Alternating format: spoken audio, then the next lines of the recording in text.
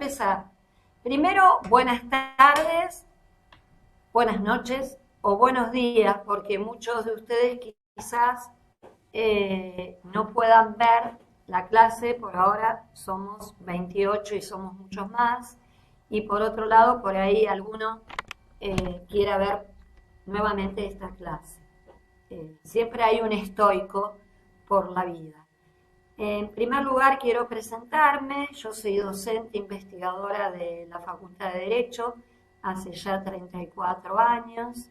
Soy profesora adjunta y a su vez quería darles nuevamente la bienvenida a la Facultad de Derecho y a la Cátedra de Derecho e Historia Constitucional. En el caso mío vamos a tener clases hoy, viernes, y el próximo viernes después de Semana Santa, para que nos ubiquemos más o menos en el tema.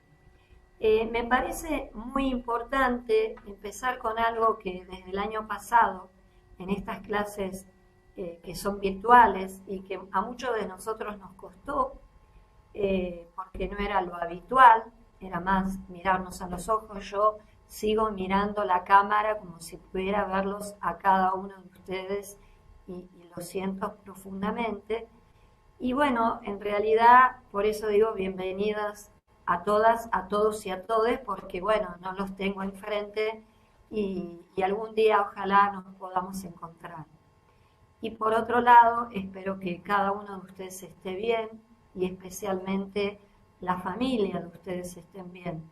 Nosotros tuvimos una pérdida realmente muy significativa a nivel personal, de ser una persona brillante, excelente, de valores y un experto profesional que fue el doctor Juan Carlos París, que siempre lo tenemos presente en nuestras clases.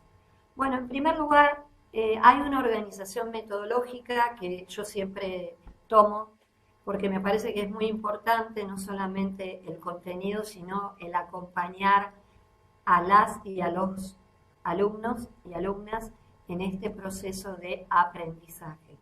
Bueno, siempre digo que hay una hoja de ruta y esta hoja de ruta es el programa. Acá lo pongo para que lo vean. La clase de hoy es un tema en el cual vamos a tener diferentes temas que se van a ir organizando. Y entre ellos hay un entramado, ¿no? Y un entretejido que permite en realidad nosotros ir construyendo, deconstruyendo este tema que nos involucra. Es la unidad 10. Aquellos que tengan el programa, por favor, si pueden ubicarse en la unidad 20, interesante. Como verán, en la unidad 10 hay diferentes temas, ¿no? Estos diferentes temas intentan construir, deconstruir, enriquecer las diferentes miradas y al mismo tiempo que nosotros podamos interpelarnos con esos temas. Cuando yo digo interpelarnos, me refiero a preguntarnos a nosotros mismos, a ver qué opinamos de esto, hacer un análisis crítico de esto, pero no solamente a interpelarnos a nosotras y a nosotros y a nosotres, sino también interpelar al material que tenemos de estudio, porque es muy importante que ustedes realmente vayan construyendo, ¿no?, este espacio de diálogo, de escucha y de análisis crítico, que me parece que es fundamental para un alumno o una alumna de la Facultad de Derecho, como de otras facultades, pero yo me estoy refiriendo a la nuestra, que formamos parte, nuestra querida Facultad de Derecho. Bueno, en este proceso de enseñanza que vamos a ir llevando y acompañando, ven que la unidad 10, ¿sí?, yo miro porque estoy mirando el programa, se denomina estructuras indianas. Y aquí hay un una diversidad de temas que vamos a intentar configurarlos de tal manera para que tengan un andamiaje y que ustedes puedan comprenderlo, entenderlo y apropiarse de ese conocimiento. Cuando hablo de apropiarse, significa que uno puede leer un tema, pero no necesariamente el leer implica comprender. Y el comprender necesariamente implica apropiarse. ¿Cuándo me apropio de un tema? Me apropio de un tema cuando ese tema realmente lo comprendo de tal manera que lo puedo hablar como si estuviera hablando de mi familia. ¿Se entiende esto?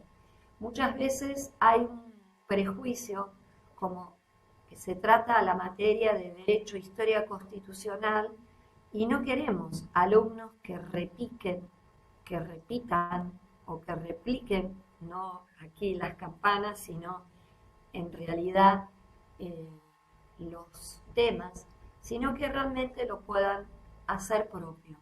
Y allí está la riqueza que implica este encuentro entre ustedes y cada uno de los diferentes docentes que forman la cátedra. Ustedes verán que en el programa hay diferentes temas. No sé si, por ejemplo, ¿quién de ustedes tiene el programa a mano? ¿Nahuel lo tiene? ¿Sí? Abrí el micrófono, por favor. Como se dice, de mutearte. Bueno. Y a ver, léeme, a ver, la estructura indiana. ¿Qué temas tiene? Bueno, tiene estructura sociocultural. ¿Se me escucha bien? Sí. Estructura sociocultural. ¿Los leo todos?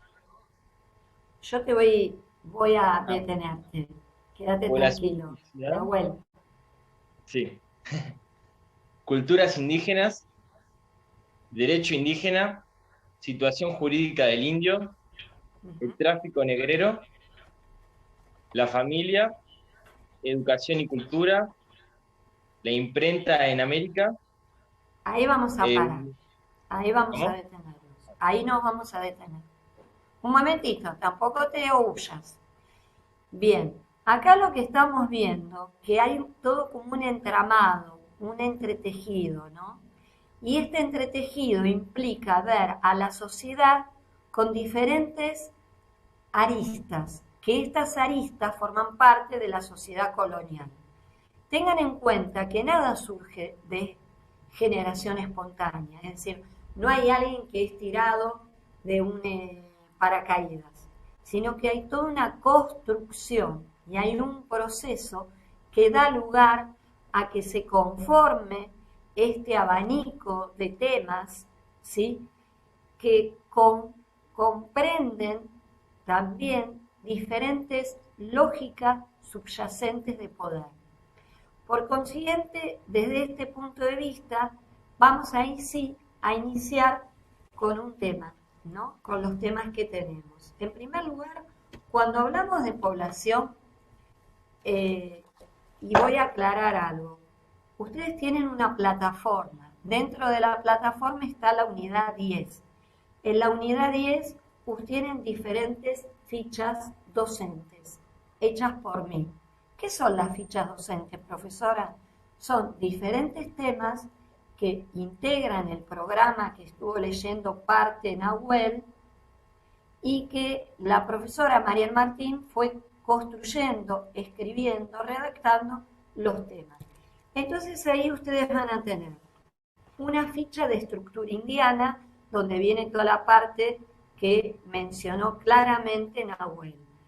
Luego viene otra ficha del pensamiento de Belgrano, otra del plan de operaciones de Mariano Moreno, otra que es el libro en sí de Mariano Moreno, es decir, la fuente primaria que habla del plan de operaciones. Luego, un tratado que se denomina Canin Apodaca, que hoy vamos a mencionar, y también tenemos lo que es la guía de repaso.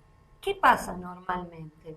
Pasa que el alumno y la alumna y el alumne estudia un tema, pero luego cuando se acerca al examen, al parcial, está como perdido, ¿no? Es como que se pierde en esa configuración.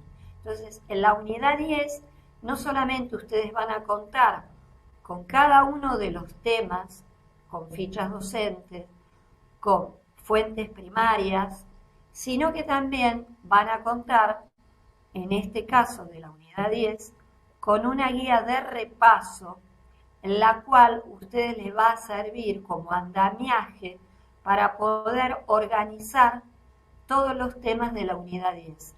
¿Se entiende? Aunque se hagan así. Guillermina, no te veo, no podés, no te da la conexión. Sí, se entiende, profe. Se entiende. Ah, bien.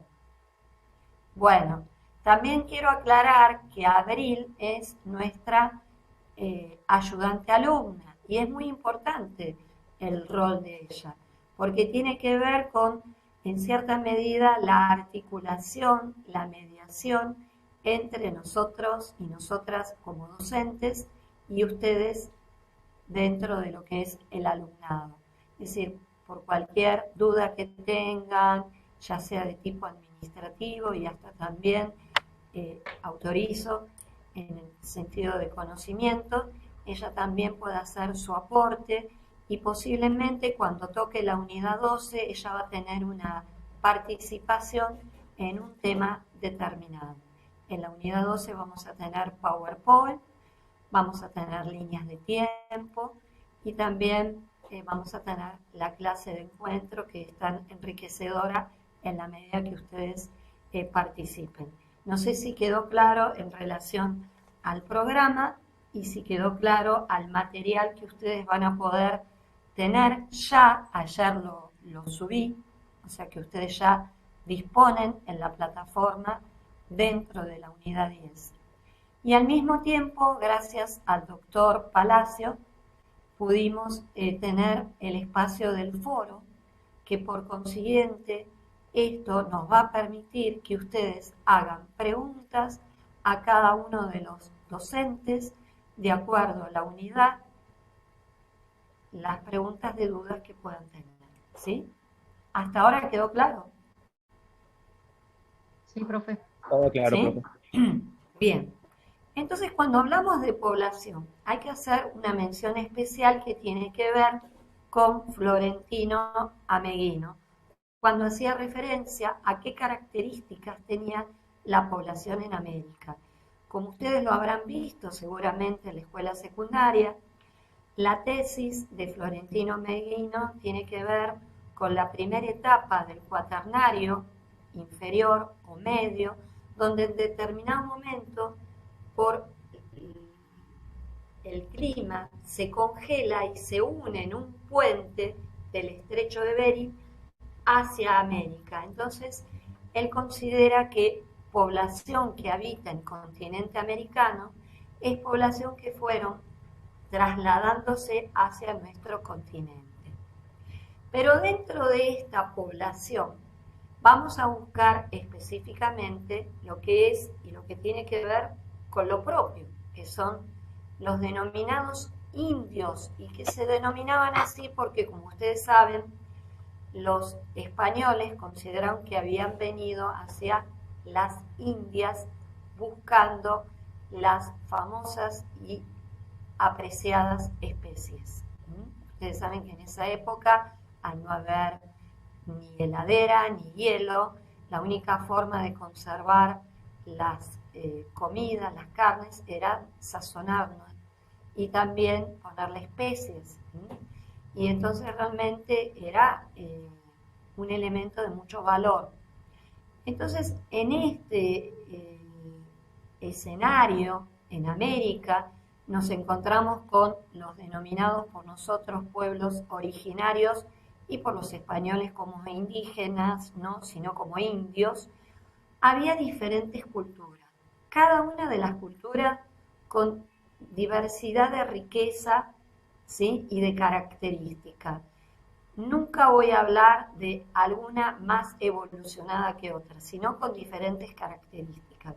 Encontramos la cultura del noreste, que son los diaguitas, y los diaguitas poseían un- una comunicación muy directa con los incas y eso implicaba que habían incorporado las características y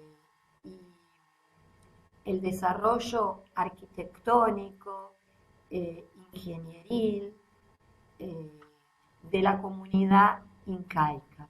Luego tenemos las culturas del Río de la Plata y allí encontramos las culturas del Río de la Plata, están los charrúas, los guayquiríes, los guaraníes. En la cultura pampeana hay una mayor diversidad que son los araucanos, los pampas, los patagones, los tehuelches, los zonas y los mapuches. Y ustedes me dirán, pero ¿cómo señora los mapuches? Los mapuches no corresponden más a la zona de Chile, pero obviamente acá estamos hablando de un territorio que era un virreinato que abarcaba también el virreinato y lo que era el Potosí, ¿no es cierto? Era muy extenso y toda la zona de la cordillera, lo que nosotros definimos ahora como Chile, y que por lo tanto en estos pueblos indígenas originarios también se encontraban estos. Ahora, cuando hablamos de diversidad, cuando hablamos de desigualdad, cuando hablamos de esta malla social, también encontramos una cuestión clave que es una desigualdad conformada también por lo que es eh, la, la cuestión patriarcal, porque dentro de los diferentes grupos originarios, ¿no es cierto?, tenemos también la realidad que en estos grupos originarios existía el derecho indígena. Y este derecho no estaba escrito, pero sí regulaba la conducta del pueblo. Y específicamente cuando hablamos del sistema patriarcal, era porque estaba regido por el género masculino, es decir, el hombre, el que regulaba, organizaba, y por lo tanto, esta lógica subyacente implicaba una postura patriarcal. El cacicazgo, en realidad, era una organización jerárquica, la misma estaba a cargo del hombre, ¿no?, del cacique, y era el que organizaba el orden de las diferentes tribus. El Ayllu será esa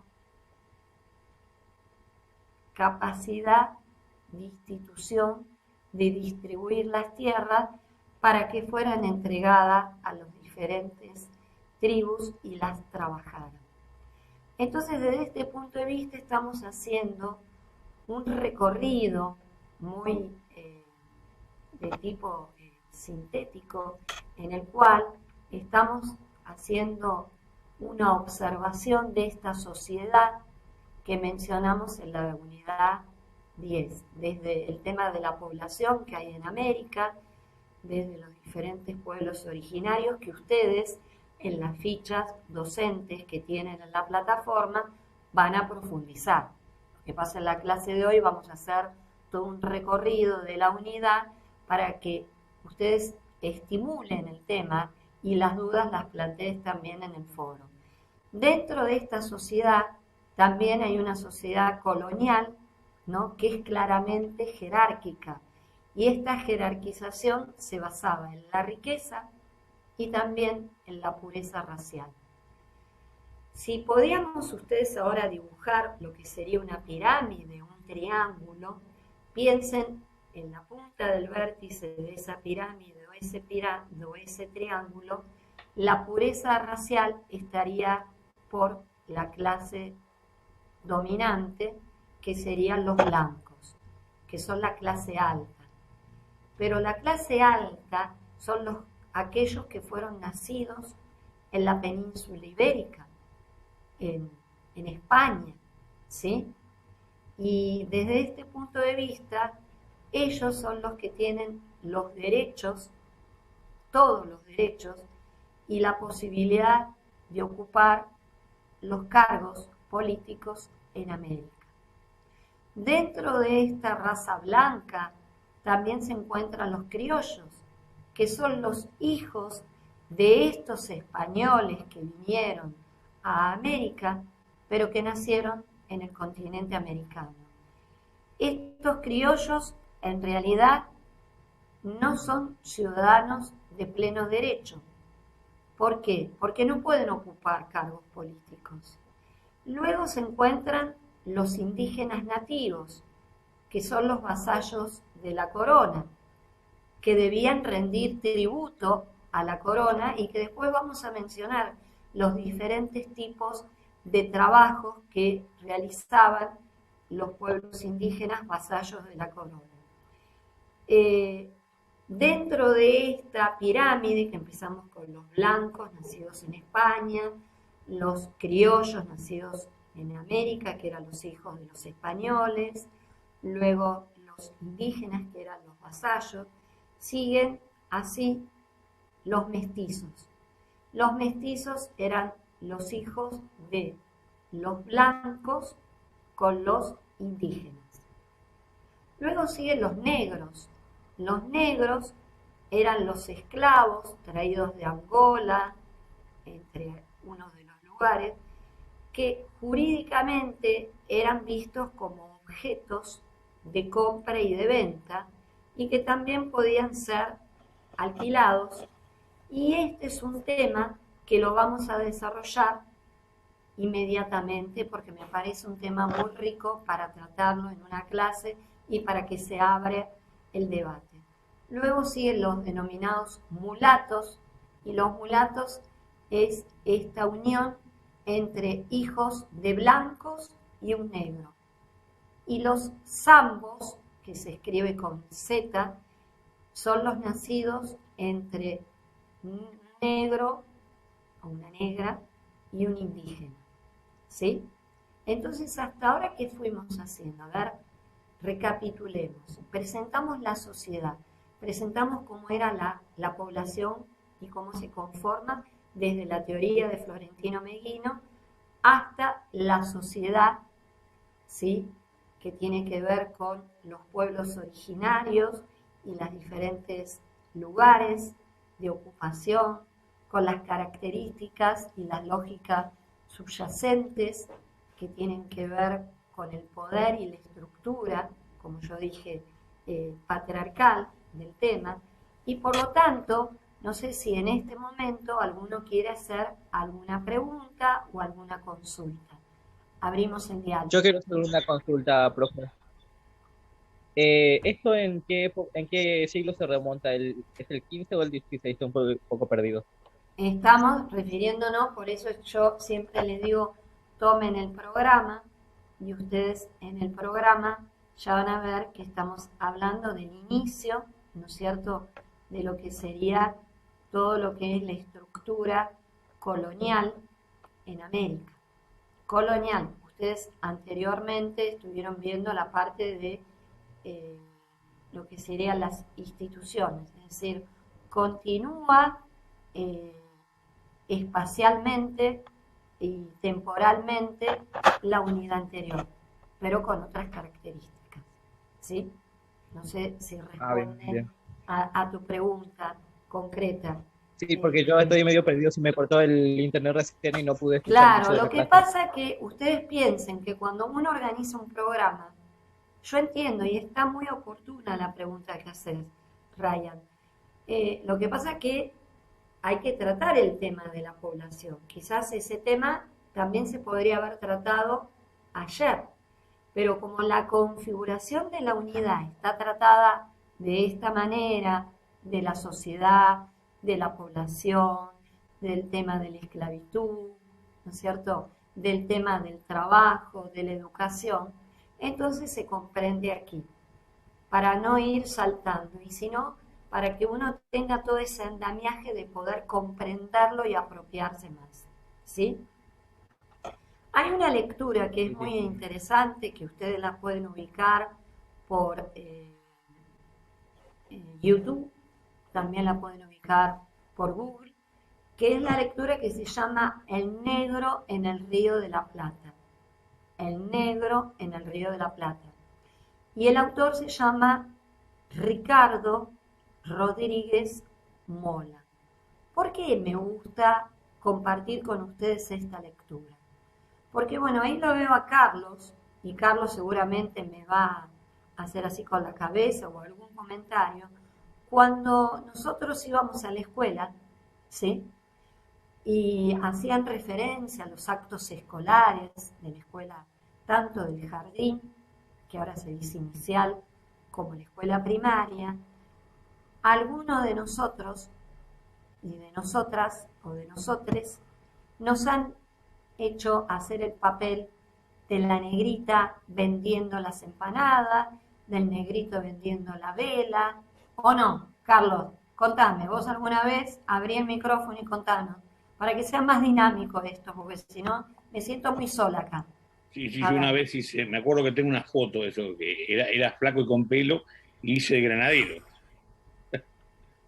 Vendiendo las velas. Hace unos años, ¿eh? Este Sí, comentario, sí, perdón. No, es que, bueno, hasta ¿Hace pocos años, Carlos, o hace mi mucho? chico, no, hace mucho. Es el siglo pasado, para ser, si estamos hablando de Bueno, historia. está bien. Este comentario que hago mis humorístico, hijos también han hecho claro, actividad de esa. No sé si ahora se acostumbrará porque ha cambiado tanto que creo que y sí. yo creo que también, mi nieto Más también. con la Revolución de Mayo, siempre el mes de mayo es un mes, mayo y San Martín, me parece a mí, porque después los otros son ya San Martín, vegano, no, pero mayo y San Martín son los que le pueden hacer granadero, pueden hacer una cosa, una actividad así. Exactamente. Nietos todavía no tengo, ¿eh? Bueno, gracias, Carlos.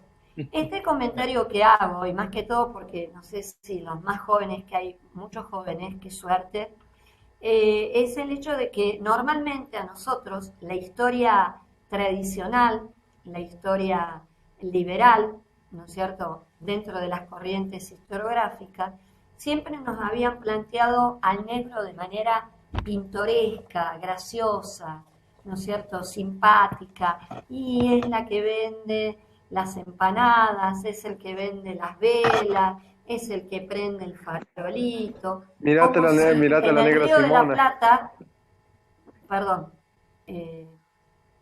¿cómo? No, que un ejemplo era, por ejemplo, la negra Simona. La negra Simona, que nosotros tenemos las empanaditas, son bastante ricas. Pero retomando el tema, esta cuestión historiográfica nos ubicaba al negro, porque hay que llamarlo así, al negro, desde un lugar hasta simpático y pintoresco. Pero este autor, que les recomiendo que lo lean, y dentro de la guía de preguntas ustedes lo van a tener, es una lectura en la cual demuestra que la esclavitud en el Río de la Plata no era algo tan simple, tan suave, y que solamente se dedicaban a vender empanadas, a prender velas o a limpiar y hacer trabajos domésticos.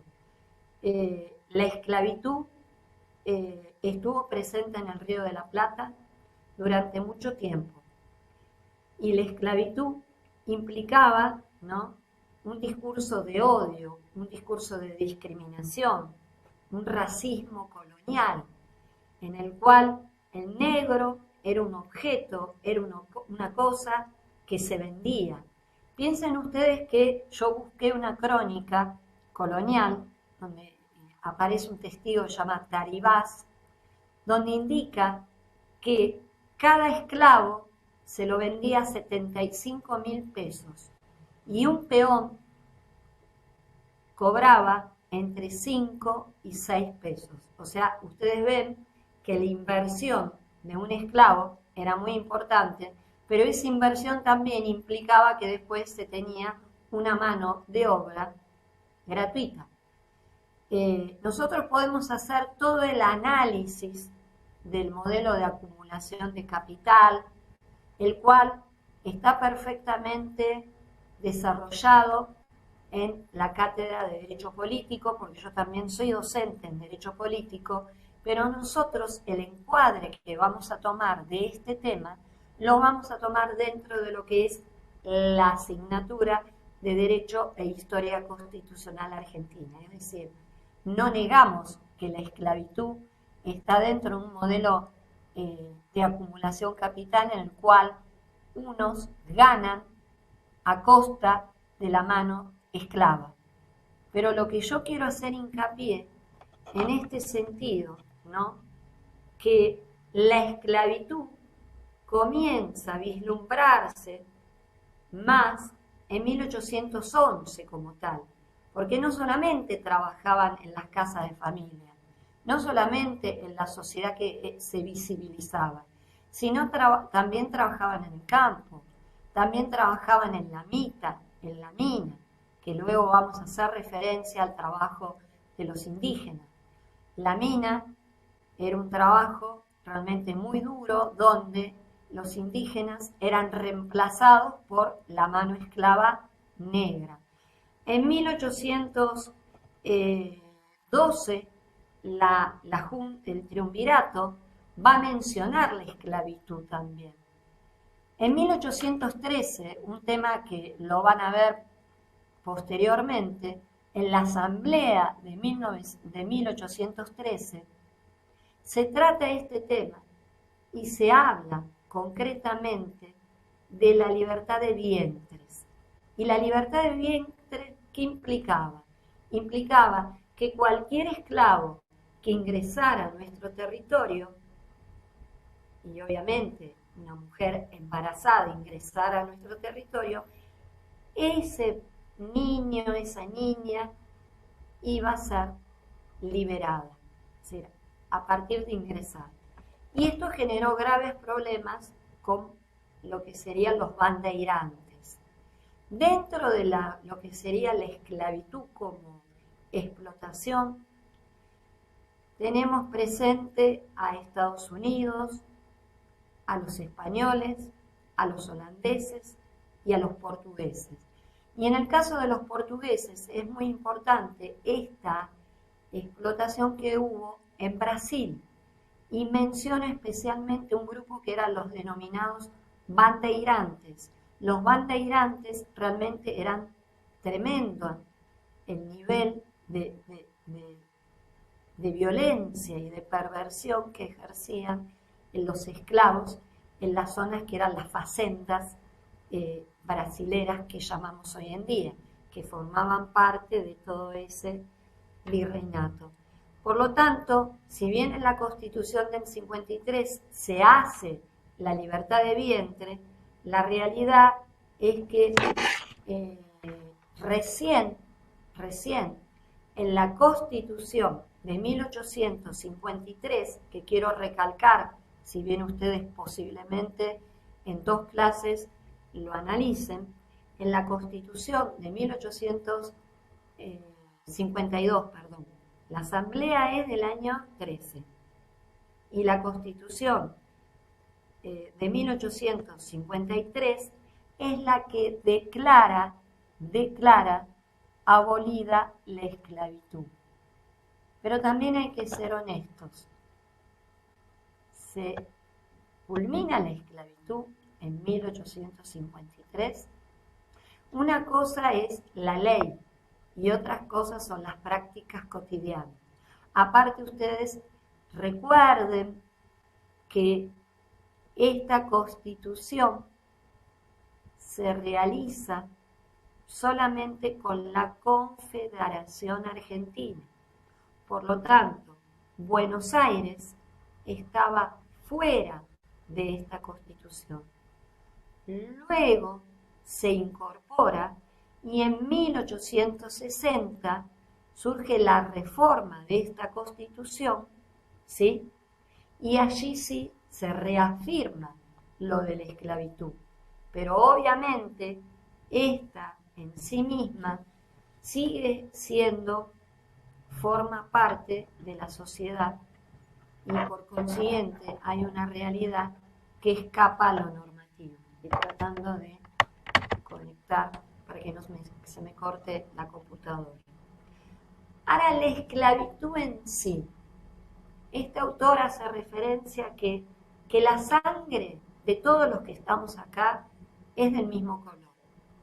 Entonces, creemos que estas verdades son evidentes y que todos los seres humanos somos iguales y que todos los seres humanos fuimos otorgados con los mismos derechos que son inalienables, que son la vida, la libertad y hasta yo diría la búsqueda de la felicidad sumaría a todo esto.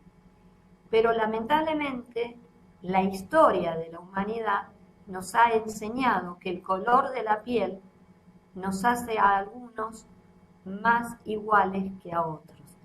Y esto también le arrebata los sueños, ¿no es cierto?, las esperanzas a muchos por tener un color que era el color negro. Y yo quiero recalcar nuevamente la lectura esta, porque de la misma manera que este autor habla de los negros, también habla de otros grupos invisibilizados que a lo largo de la historia argentina clásica no estaban presentes, como los niños, como las mujeres, ¿sí? Y por eso me parece sumamente enriquecedora que ustedes la vean. La esclavitud y el tráfico de esclavos fue una trágica realidad que duró casi 4 siglos en el Río de la Plata y que debieron pasar 43 años, repito, 43 años de emancipación para que la esclavitud fuese desterrada de nuestro territorio, ¿no?, de nuestra patria. Y obviamente esto implicaba, como dije anteriormente, que la esclavitud no era solamente que provenía de España, sino que también vemos que esa esclavitud había otros grupos de poder, ¿sí?, que manejaban la explotación, como los holandeses, los portugueses, los ingleses. Y la esclavitud era una práctica social, una práctica económica, en la cual el ser humano perdía todos sus derechos. Es decir, era una cosa, era un objeto. Y por lo tanto podía ser vendido él solo, su familia o sin su familia. Esto implicaba que la estructura como tal dejaba de existir, ¿no? Y en muchos casos la reproducción implicaba, desde este punto de vista, una forma, ¿no?, de enriquecer al capitalista, ¿no es cierto?, al que era propietario de estos esclavos. Yo considero, y a manera de reflexión, como lo pongo en una de las fichas docentes, por eso permanentemente voy mirando, porque tienen que ver, para los que llegaron más tarde, con las fichas docentes que ustedes ya tienen en la plataforma. Esta, por ejemplo, es una ficha docente que hace referencia al tratado Cadmi-Apodaca, y acá está el tratado, es decir, no está solamente lo que yo digo que es el tratado, sino está la fuente primaria. Pero volviendo a este tema, vemos que la libertad es el bien más preciado. Quizás nosotros, en este último tiempo de la pandemia, nos dimos cuenta lo que era la libertad. Cuando empezamos con la fase 1, que sabíamos, y por lo menos donde yo vivía, pasaba un auto de policía e indicaba no salir de las casas si no es necesario. Si tienen que sacar animales, que sea cerca de la cuadra. Yo vivía cerca de una plaza. Es decir, la libertad como tal la valoramos cuando no la tenemos. Y durante mucho tiempo de nuestras vidas no fue un bien que valoramos, porque ya lo teníamos incorporado. Y quizás en la pandemia empezamos a reflexionar ese sentido que era la posibilidad de trasladarse de un lugar a otro. de poder reunirse con alguien, de poder salir, de poder hacer un festejo. Es decir, la verdad que lo que procuraban buscar los esclavos, trabajando y juntando el dinero para comprarse la libertad, que algunos lo consiguieron, y que en el 53 a través de la Constitución fue sancionada la abolición definitiva, pero como dijimos, en nuestro territorio argentino, sin embargo, no todos lo pudieron acceder. Esta esclavitud en nuestro territorio no hay que minimizarla, porque existió como tal.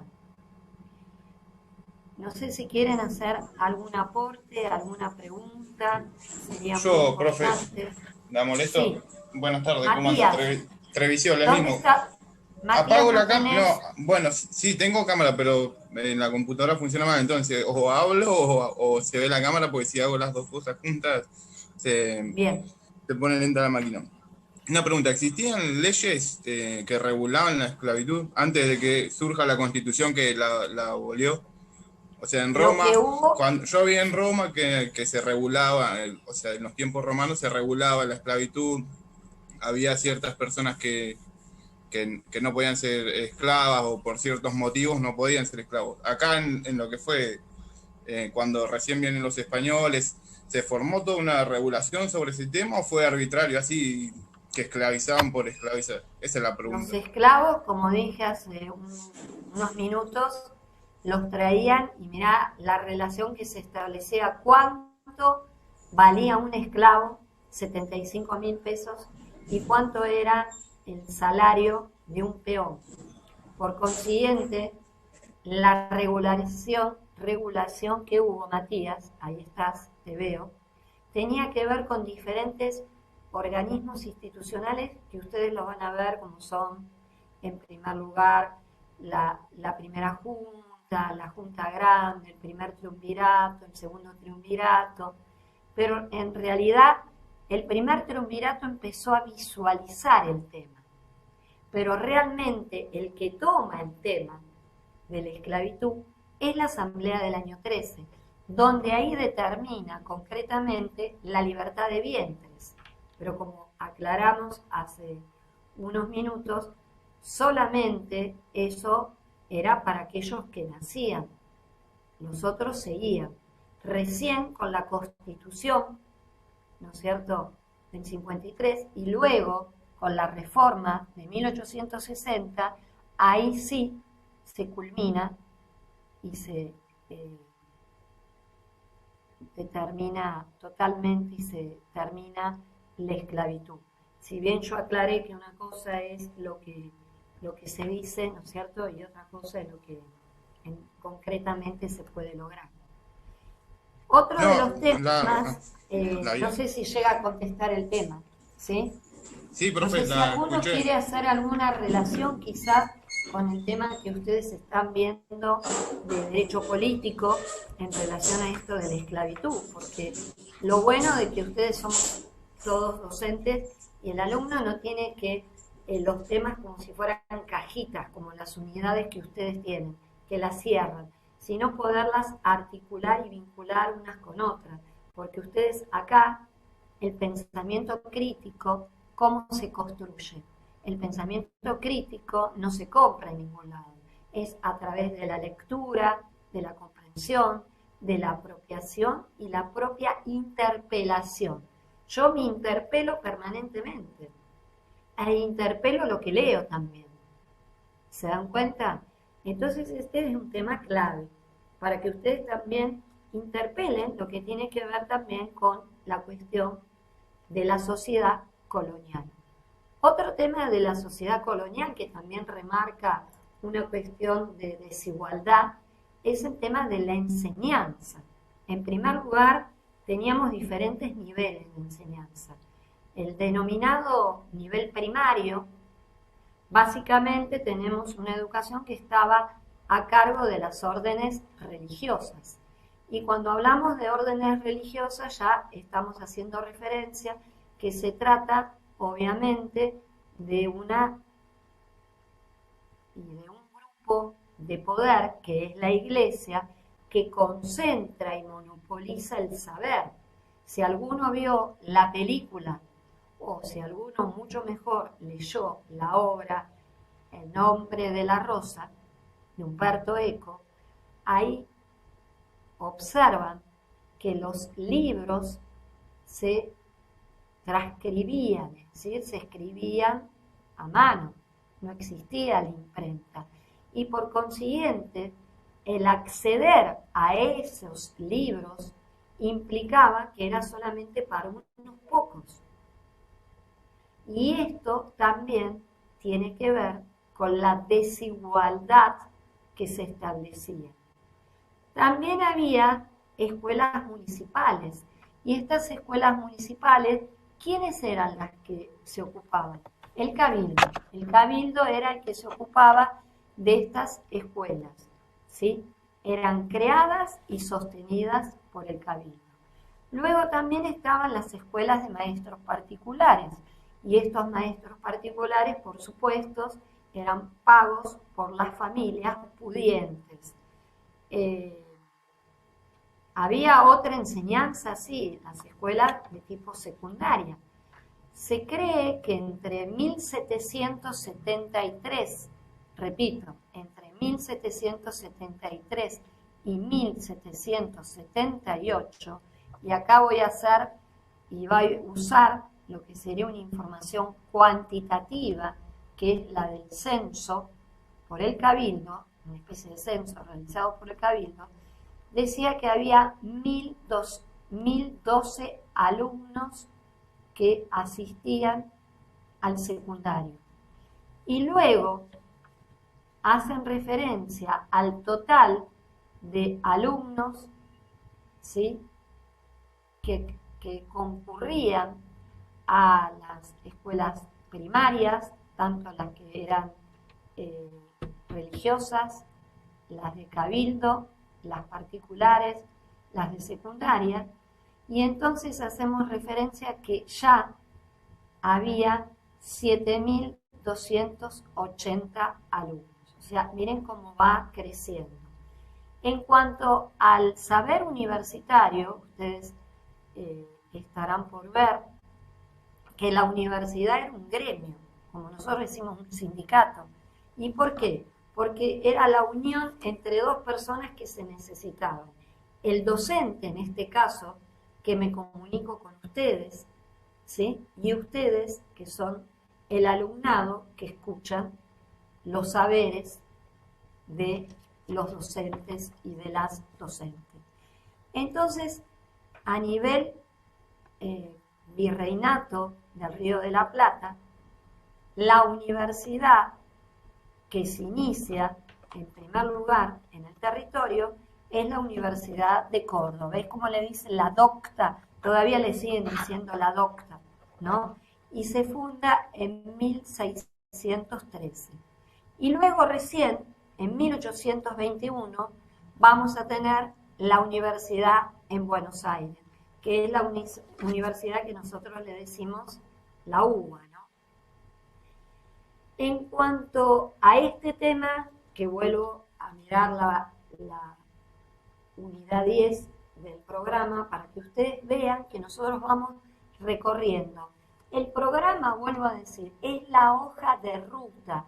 Cuando ustedes van a viajar, van a Bariloche, lo primero que hacen es ir a buscar una hoja de ruta, es decir, un plano, y ahí les va indicando todo el recorrido. Bueno, ahora nosotros y nosotras y nosotres estamos recorriendo la unidad 10. ¿Está claro lo que estoy diciendo? Vamos a ir tomando algunos temas, porque también no es cuestión de agotarlos, y por otro lado también es enriquecedor que ustedes puedan tener la posibilidad de acceder a todas esas fichas docentes que están en la plataforma. En cuanto al trabajo indígena, tenemos diferentes tipos de trabajo. Está la encomienda, la mita y el yanaconazgo. En realidad el yanaconazgo era el trabajo que había otorgado la corte, es decir, como un obsequio a aquellos que habían venido a América, los adelantados, algunas autoridades, les habían otorgado tierras para trabajar. Y entonces esto era una posibilidad de tener personas que trabajaran la tierra, ¿sí? En realidad trabajaban en condiciones bastante precarias. Ustedes en la ficha docente, yo voy analizando el tema y hago un cuadro comparativo entre los tres diferentes tipos de trabajo. La mita, en realidad, se la otorgaba también la monarca a los conquistadores, y la mita era el trabajo asignado a los indígenas. Pero era muy duro, porque imagínense si alguno de ustedes concurrió alguna vez a una mina.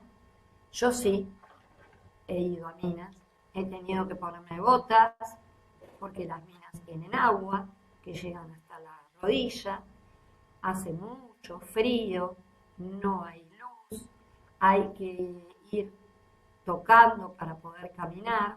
Obviamente que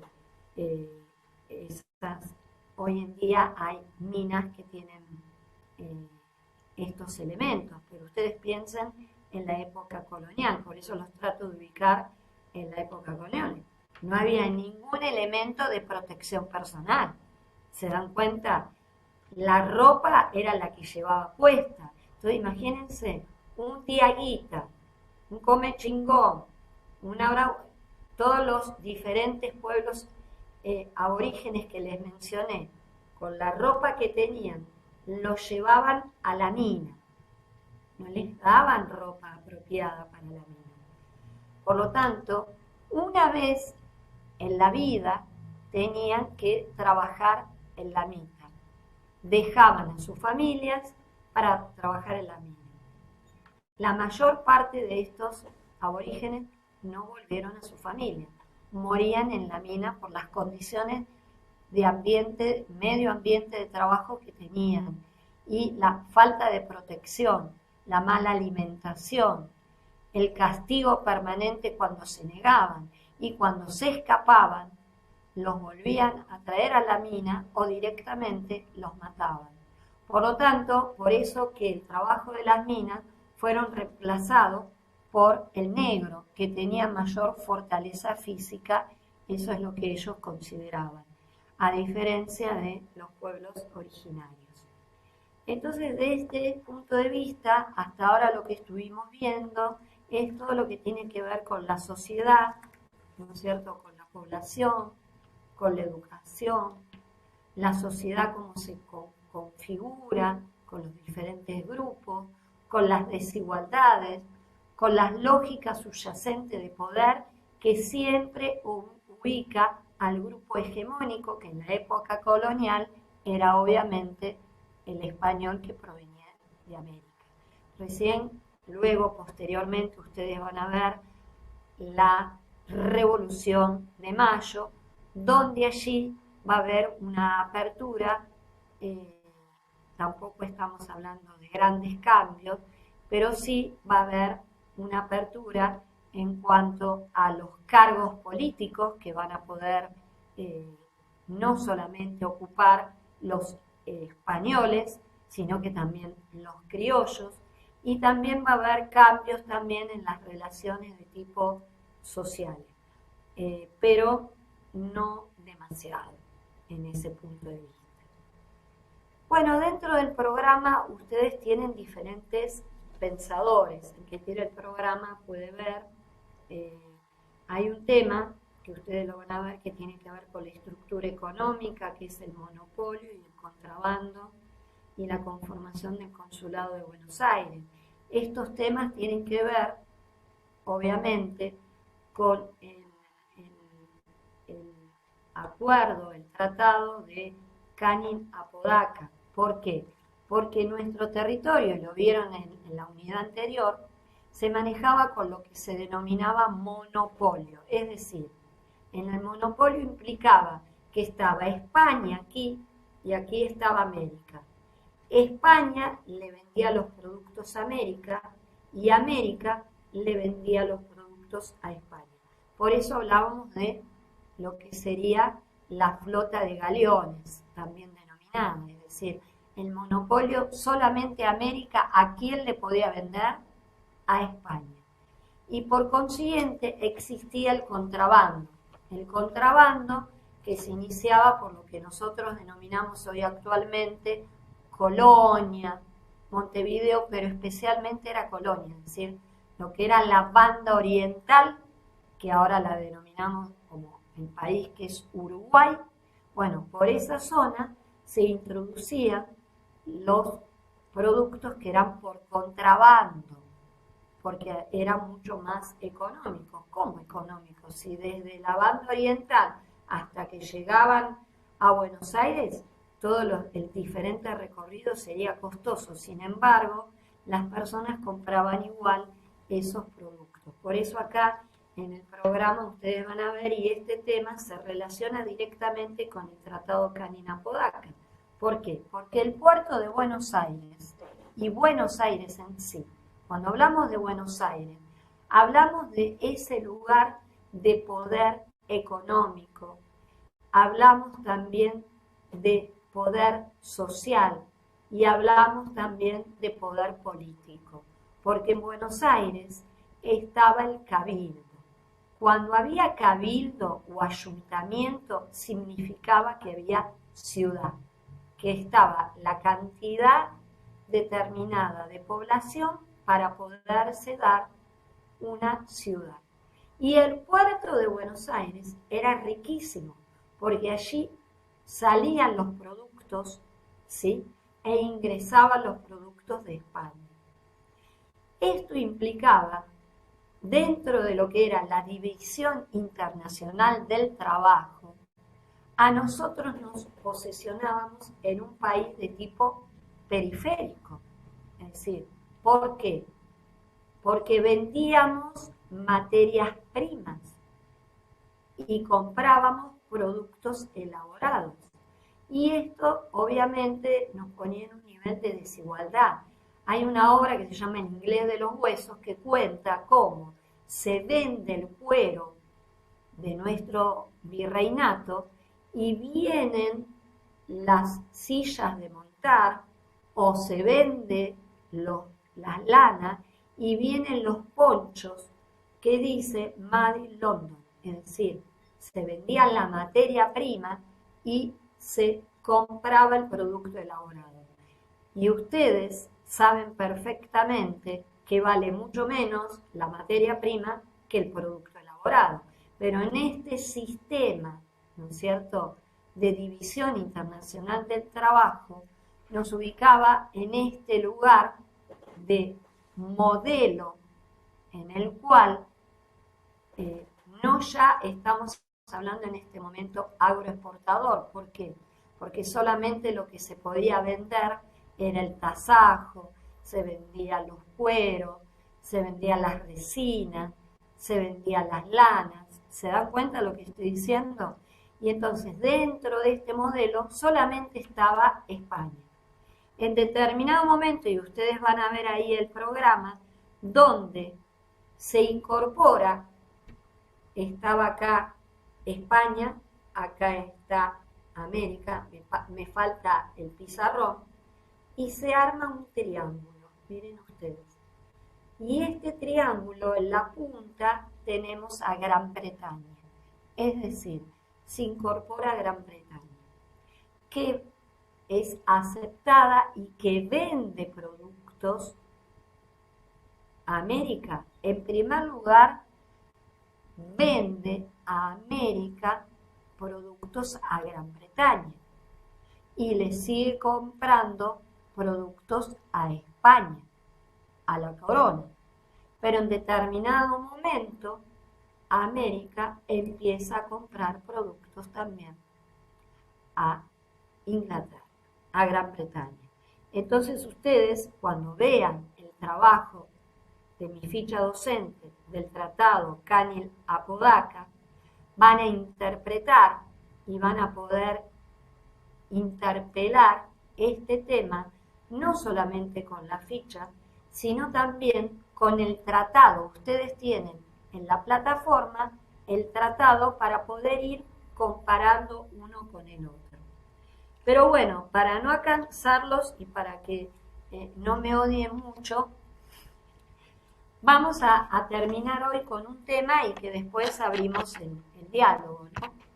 A ver, Carla, Micaela, que se me fue a tomar algo o está ahí. Cuando yo hablo y Estoy digo acá, profe. Manuel Belgrano, Carla, contame, ¿vos en qué pensás? Manuel Belgrano, la primera palabra que te surge.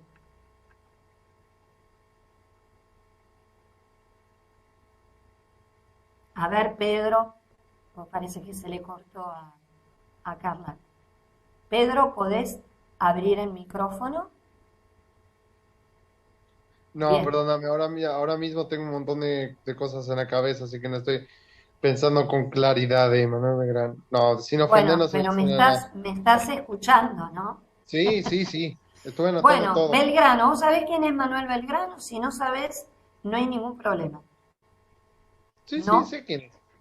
A ver, por eso, cuando yo digo Manuel Belgrano, ¿vos qué pensamiento tenés? ¿Qué idea tenés? Una palabra, nada más. ¿En qué pensás? Los cimientos de ponerle la Argentina, Ajá. creo. Prócer. A ver, Belén Jiménez, si puede abrir el micrófono.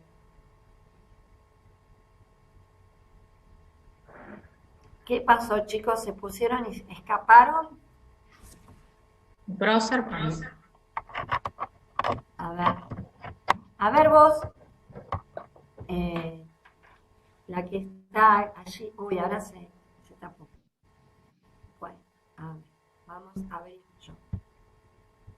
Vamos a abrir. Bueno, a ver, Federico, que ahí te veo. Hola, ¿qué No es tal? nada difícil lo que estoy preguntando, chicos. Yo no estoy pidiendo que me hagan un escrito de Manuel Belgrano. Lo que les pregunto es, Federico, cuando yo digo Belgrano, ¿en qué pensás? ¿Y en la bandera argentina? En la bandera, bien. Como cuando yo digo San Martín, ¿en qué piensan? En el cruce de los Andes, por ahí. Bien. A ver, Carlos, cuando yo te digo Belgrano, ¿en qué pensás? Ahí. Bueno, aparte de la bandera, yo soy de Rosario, tengo el monumento ahí, es como una institución dentro de la ciudad, ¿no? Pero pienso, cuando se murió, que no sé si era una anécdota que sacaron el mármol de la cómoda de la mesa de luz para hacer una lápida, que murió muy pobre, y la plata del legado que dejó las escuelas, que creo que todavía no se hizo.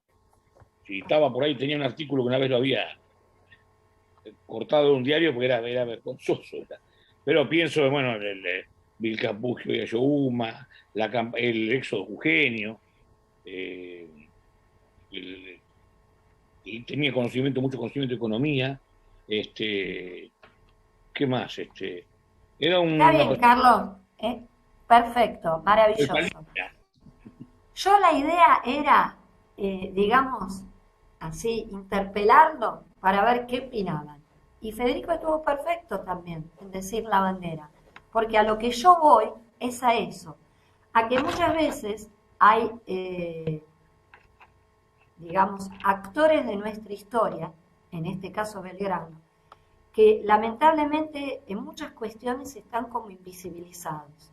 Entonces, hoy vamos a culminar el tema de la clase, de este encuentro, y después abrimos el diálogo, para hablar del pensamiento de Manuel Belgrano, ficha que ustedes tienen también, pero la idea es poder conversar con ustedes, ¿no? Normalmente cuando pensamos en Belgrano, lo único que pensamos en la bandera y en las escuelas, que obviamente es un tema sumamente importante eso. Pero yo quisiera que en este momento escuchen atentamente, que piensen y que después abramos el diálogo para ver en qué medida nos sorprendimos o no, si lo sabíamos o nos enteramos recientemente. Y dentro de los temas importantes de la concepción política de Belgrano, el primer punto es el primer proyecto de educación estatal lo voy diciendo así pausado para que puedan tomar nota, estatal, gratuita y obligatoria. Belgrano fue el primero que planteó un proyecto de educación estatal, gratuita, obligatoria, que a su vez debiera hacerse cargo el cabildo. Es decir, no podía y no concebía Belgrano ninguna sociedad que no fuera educada, porque si la sociedad no era educada, no había igualdad. Y el cabildo que cobraba los impuestos a esa sociedad tenía la obligación de darle educación gratuita. Por lo tanto, sostenía que la educación era una forma de justicia, porque a través de ella se le retribuía a todo el pueblo que pagaba los impuestos y que los jueces, miren ustedes lo que decía Belgrano, debían obligar a las familias, en ese caso no decía familia, dice a los padres, a que sus hijos concurran a las escuelas. Ese es un punto importante, me parece a mí, de Belgrano, que se relaciona obviamente con la bandera y con la escuela, pero se relaciona más con los derechos de acceso y de inclusión a la educación. Otro tema importante es el que era defensor de la industria. Vieron que hace unos minutos yo estuve haciendo referencia a la División Internacional del Trabajo y que obviamente nuestro país, en este momento que estamos hablando de la época colonial, es un país periférico. ¿Por qué? Porque exporta materias primas, y no todas, solamente algunas. Importa productos elaborados, que salen mucho más que las materias primas. Y bueno, Belgrano declara ser el defensor de la industria. ¿Por qué? Porque él consideraba que la materia prima no debía salir del país, sino que debía ser manufacturada, es decir, que en diferentes territorios de nuestro virreinato debía ser transformada esa materia prima en un producto elaborado. O sea, miren ustedes qué importante de visualizar el hecho de cortar la división internacional del trabajo, de fomentar lo que serían las economías regionales, de fomentar las industrias incipientes de las provincias. Y de esa manera realmente mantener, ¿no es cierto?, a toda la población, no solamente económicamente activa, diríamos hoy, como un término, sino trabajando, ¿sí? Un tercer punto importante en el pensamiento de Belgrano era que él consideraba que no debiera existir la concentración de la propiedad, es decir, no debiera haber terratenientes. ¿Se entiende esto? Es decir, que la propiedad no esté en pocas manos y que se hablaba de ociedad como algo negativo. No podía ser que hubiera personas que tuvieran muchas tierras y que no trabajaran esas tierras y que denunciaba, por lo tanto, la avaricia, ¿no?, de estas personas que no trabajaban la tierra y sin embargo vivían en gran manera a costa de aquellos que trabajaban sus tierras y con gran comodidad, ¿no? Por eso volví a insistir en la educación pública, pero no solamente de los niños, sino también de las niñas, de las niñas. No se olviden que gran parte de nuestra historia, las mujeres estábamos invisibilizadas en diferentes espacios, y más aún en los espacios de poder. El cuarto punto importante del pensamiento de Belgrano es la cuestión de la desigualdad. Él hace referencia que la desigualdad nace de las leyes de la propiedad. Es decir, que la desigualdad está causada por las clases, ¿no? Es decir, hay dos clases. Una que es la que dispone los frutos de la tierra y la otra es la que trabaja la tierra. Para muchos de ustedes que estén cursando Derecho Político, este tema les debe resonar, ¿no es cierto? Les debe vibrar, ¿o no?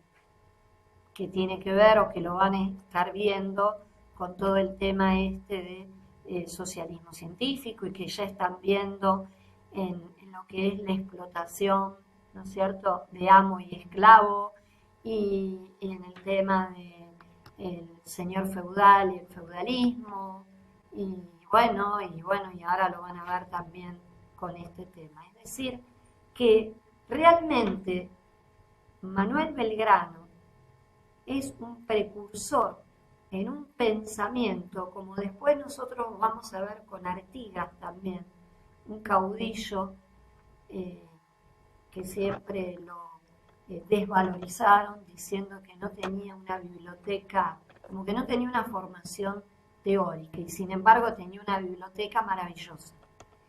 Pero bueno, a mí me interesa que ya está por terminar la clase y a su vez yo tengo que ingresar a la clase de Derecho Político.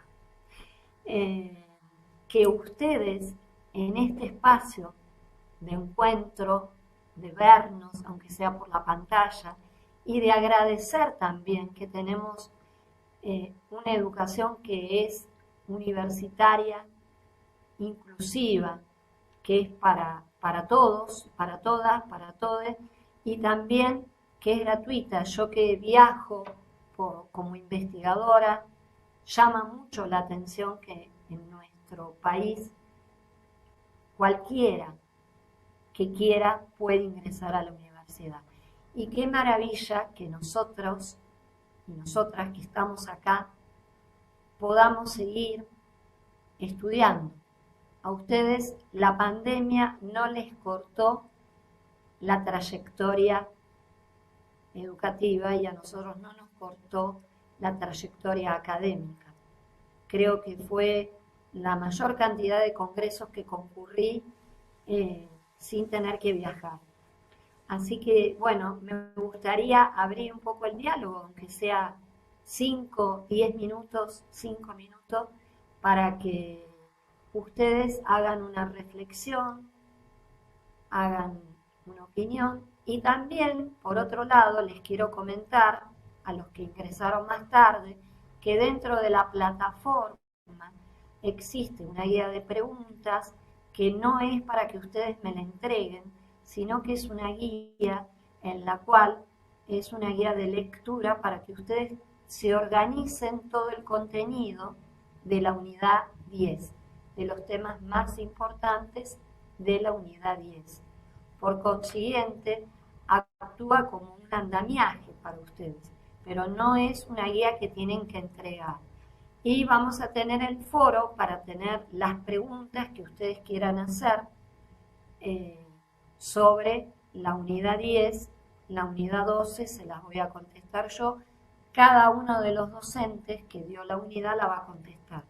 Y no es porque no sepamos contestar de otra unidad, sino para una cuestión de organizarnos y ordenarnos. ¿Se entiende? ¿Sí? Bueno, a ver, valientes, por favor, estoy poniendo el mouse, a ver si puedo ir girando y verlos a los 28 que están acá. Antonella, ¿quieres decir algo?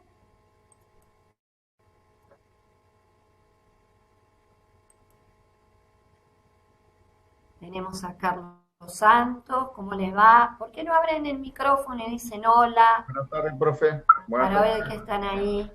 Hola. Hola. Buenas Profe, tardes. yo tengo una pregunta. Sí. Soy Silvia Costrelli, disculpe el tema de la cuando usted habla del censo hecho por el Cabildo, que se refirió a la educación al censo realizado en cuanto Perdóname que se cortó. Cuando yo hablé de qué, del censo realizado por el Cabildo en Ah. cuanto a la cantidad de alumnos, ¿es sobre la ciudad de Buenos Aires o sobre el virreinato ese censo? no, exclusivamente era de la ciudad de Buenos Aires. Ustedes Perfecto. van a ver en una unidad que se va a hablar de cabildo. La palabra cabildo viene de la palabra ayuntamiento. Es una institución que se traslada de España a América. Ayuntamiento se lo define como ayuntar, es decir, juntar. ¿Cuándo se hace un cabildo? Cuando hay una determinada cantidad de población, se conforma un cabildo. Y allí se empieza a configurarse, a hacerse todo el entramado de la sociedad. ¿Qué es lo que estamos viendo en la unidad 10? En la unidad 10 estamos viendo cómo era la sociedad.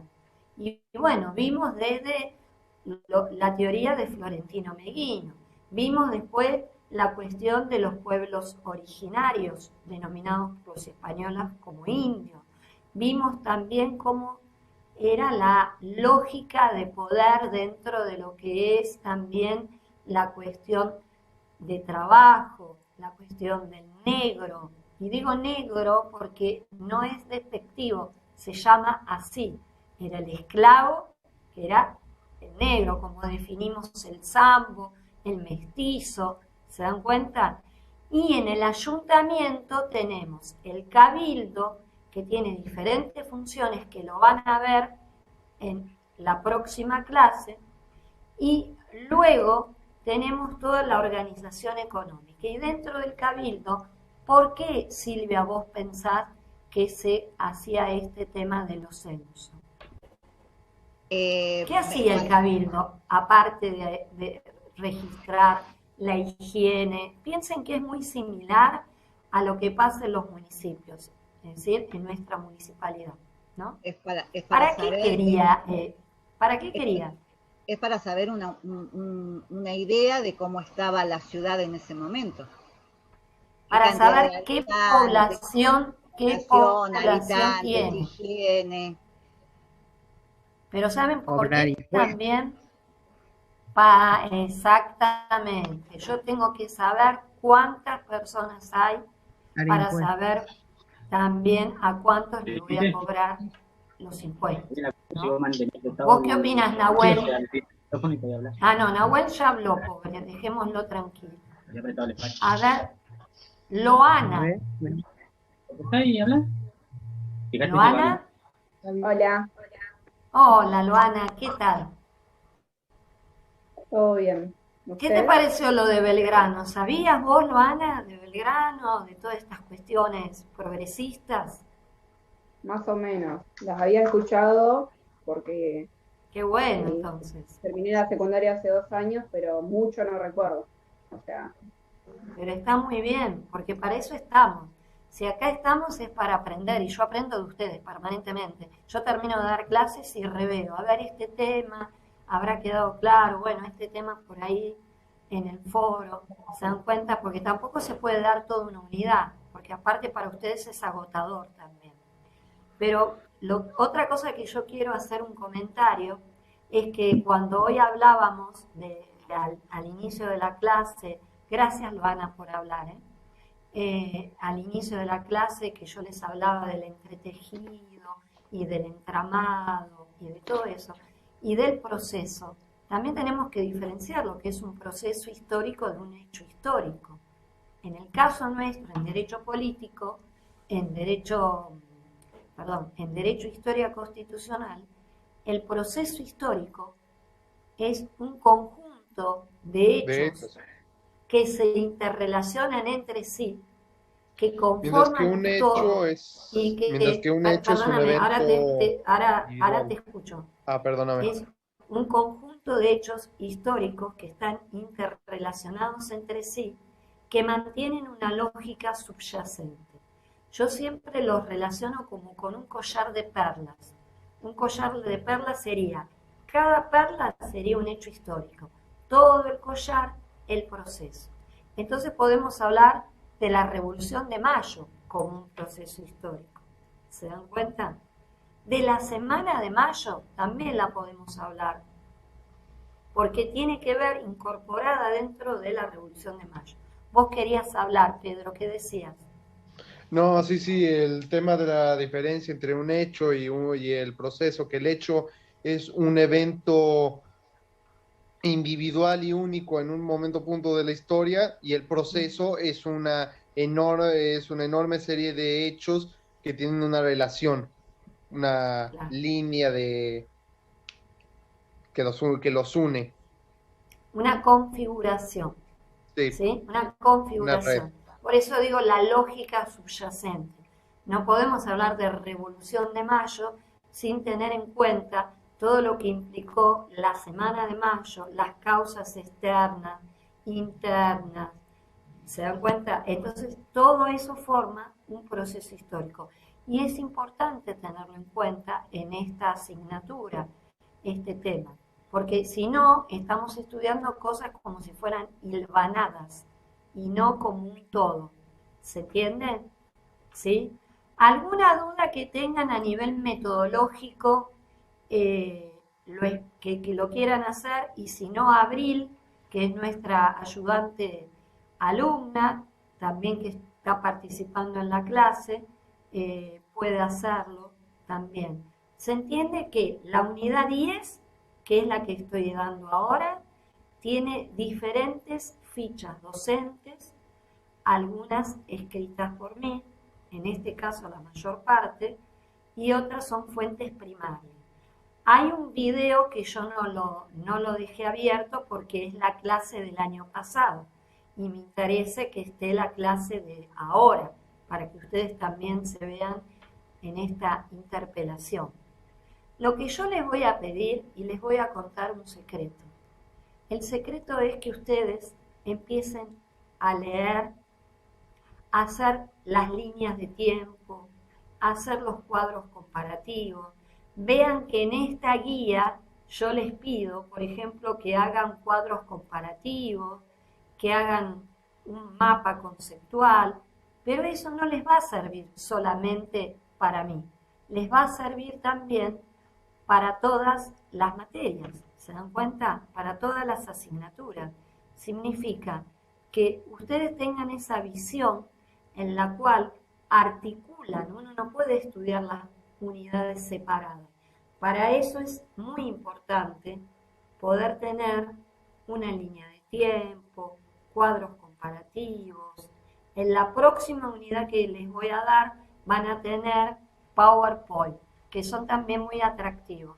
Abril, si podés escuchar y podés hablar, por ahí decirles algo a los chicos que los pueda sumar como centro de estudiantes y eso. Sí, no, antes que nada, disculpen, lo que pasa es que en mi casa no tengo luz, así que estoy conectada desde el teléfono. Por eso no pude prender la cámara, les quería pedir disculpas. Y en segundo lugar, nada, como les decía la doctora, lo que necesiten, ya sea respecto a un trámite administrativo, respecto a la cursada o lo que ustedes vean que les haga falta, yo estoy para ayudarlos a ustedes y para hacer su nexo, como bien explicaba Mariel.